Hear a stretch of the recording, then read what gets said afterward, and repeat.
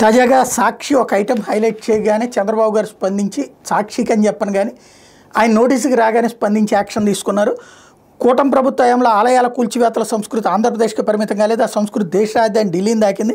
ఢిల్లీ నడిబొడ్డున ఉన్న ఏపీ భవన్ ప్రాంగణంలో 30 ఏళ్ల నుంచి పూజలు అందుకుంటున్న శివ వెంకటేశ్వర మందిర్ కూల్చివేత కూటమి ప్రభుత్వం శ్రీకారం చుట్టింది. దీంతో స్థానికులు ఉమ్మడి రాష్ట్రాల అధికారులు సిబ్బంది విశ్వ హిందూ పరిషత్ నుంచి తీవ్ర వ్యతిరేకత వ్యక్తమైంది. ఆక్రమిత స్థలంలో గుడి ఉందని ఆరోపిస్తూ AP Bhavan resident commissioner RC love Agarwal సోమవారం కూల్చివేతలకు సిద్ధమయ్యారు. 2 తెలుగు రాష్ట్రాల ఉద్యోగులు సమీపంలో నివసించే వాళ్ళంతా ఆర్సీ నిర్ణయాన్ని వ్యతిరేకించారు.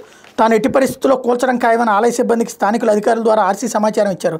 నోటీసులు ఇవ్వకుండా కూల్చివేతలు సరికాదంటూ ఆలయ పూజారి గోపాల్ కుమార్ మిశ్రా బదులిచ్చారు. దీంతో కూల్చివేతలకు ఢిల్లీ పోలీసులు సాయం కూడా కోరారు.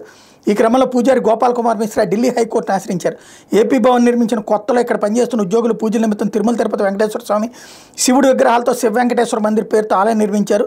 ఇన్నేళ్ల తర్వాత ఆలయాన్ని అక్రమంగా నిర్మించారని పరిసర ప్రాంతాల్లో ఇళ్లు కూడా అక్రమంగా ఆరోపిస్తూ ఆలయం కూల్చివేతకు ఏపీ ప్రభుత్వం ప్రయత్నిస్తోంది. భక్తుల మనోభావాలు దెబ్బతినకుండా ఆలయ కూల్చివేతలు ఆపేలా ఏపీ ప్రభుత్వానికి ఢిల్లీ ఆర్సీకి ఆదేశాలు ఇవ్వాలంటూ హైకోర్టు పూజారి గోపాల్ కుమార్ మిశ్రా నివేదించారు. దీన్ని పరిగణలోకి తీసుకుని ఢిల్లీ హైకోర్టు కూల్చివేత మీద స్టే విధించింది.